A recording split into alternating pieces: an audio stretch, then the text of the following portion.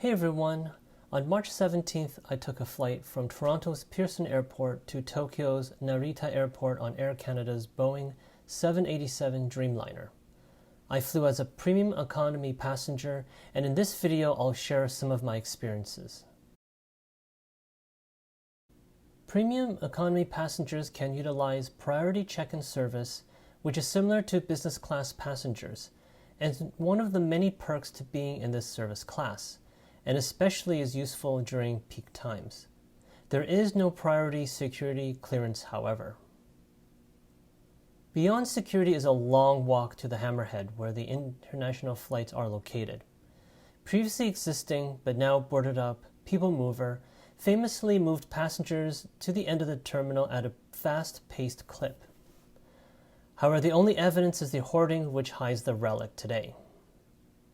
The Hammerhead is where all of Air Canada's international flights are located, and for such a large airport, it devotes such little space to these flights, many of which use the 777 or even the massive Airbuses, so it can be a very tight space as people line up. If you compare with other international airports like Narita Airport, the international component here at Pearson only makes up a small percentage of the floor area. Premium economy passengers enter the plane in Zone 2, which is another perk of paying a little bit more. Because of the few number of passengers in this class, you won't get the masses of people vying for precious overhead compartment space. And yeah, you do get the status of boarding earlier than most passengers if you do care about those things. As you can see on the Boeing 787, Premium Economy is in a 2-3-2 configuration, as opposed to a 3-3-3 configuration for economy. My seat was 14K, located at the rear right with the window view. Premium Economy seats are located at the front end of the wing, so if you want to get a great view of takeoff and landing, the only obstruction is the engine. Just a visual look. As you can see, obviously these seats are wider, with greater room to recline. Each passenger receives an Air Canada toiletry pouch and a bottle of water. The pouch comes with socks, toothbrush and toothpaste, eye mask and earplugs. A copy of the menu in English, French and Japanese is presented. As you settle down, the attendant will ask what you would like for lunch. The day's departure was luckily a smooth one, even though there was a lot of rain and clouds in the sky. Unlike past flights where you can see plenty of Toronto on your departure, this time I was not so lucky.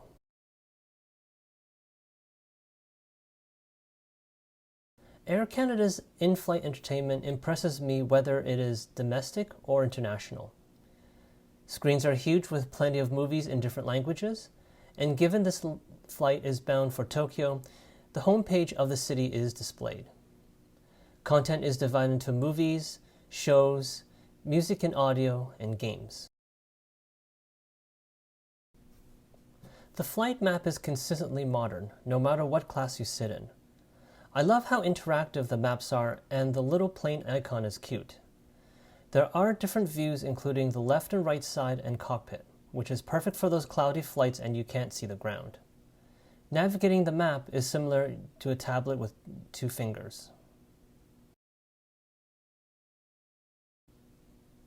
The selection of games hasn't changed though in a decade, and you'll find the same old each time. Further, the graphics are still the same from 2014 when I started traveling to Japan for vacations. For games like trivia, it can get stale and boring, but for strategy games and puzzles, it is still fun.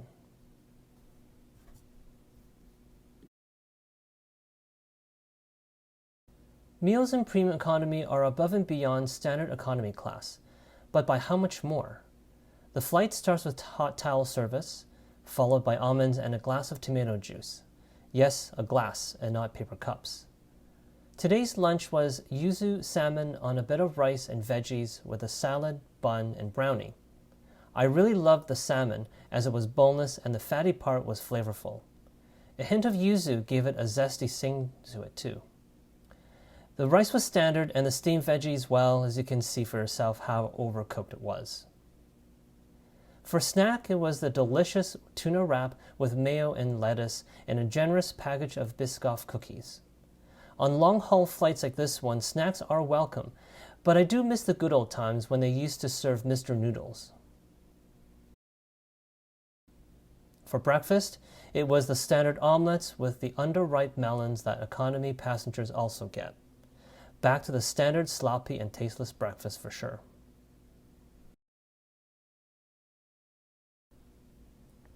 The premium economy has a nice ambiance, and Air Canada does a good job in maintaining a smooth, cool, soothing environment, not only with its wallpaper and color palette, but also the lighting as well. I've also loved their feature walls, which are striking, but still appropriately classy without being tacky. Unfortunately, the same mood lighting is not good for reading or making videos, but it is great for putting passengers to sleep. I rarely fly to Narita Airport because it is just so far from Tokyo, and Haneda is a much better alternative. Upon disembarking, make your way to customs is not difficult as long as you don't have a connecting flight. Now, I won't be discussing Japan's entry requirements, so check Japan's government website for more information. The flight ended up being a few minutes late, which was fine. One tip I do have for you is that whenever you fly to Japan or over Japan, you will likely hit a lot of turbulence. I have spoken to flight attendants during this flight, and they say the chances are pretty high of that happening. Overall, I was impressed with the flight and its service. Air Canada's premium economy perks include priority check-in, boarding, and baggage, so you get the same type of quick service as business or signature class, but for a much lower price. However, you don't get the access to lounges, which is fine if it isn't something you're interested in. You do get wider seats and a smaller cabin space with fewer passengers, which is perfect for those who might still not be comfortable with flying. Little touches like the priority service and a more significant dinner is also appreciated as well. But other than that, you do get the same standard omelette breakfast as economy, and with their frozen buns and tasteless melons, which are hard as rock. And if you have experienced that, you know exactly what I'm talking about. The in-flight entertainment and snacks are also offered as economy passengers too, as well as the ambiance and those soothing lighting.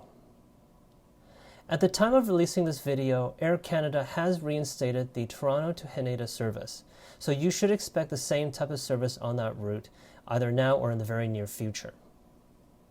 Well, that's the review. Hope this video helps you make an informed decision on whether you want to take premium economy or standard economy class. Thanks for watching, and I'll see you again soon.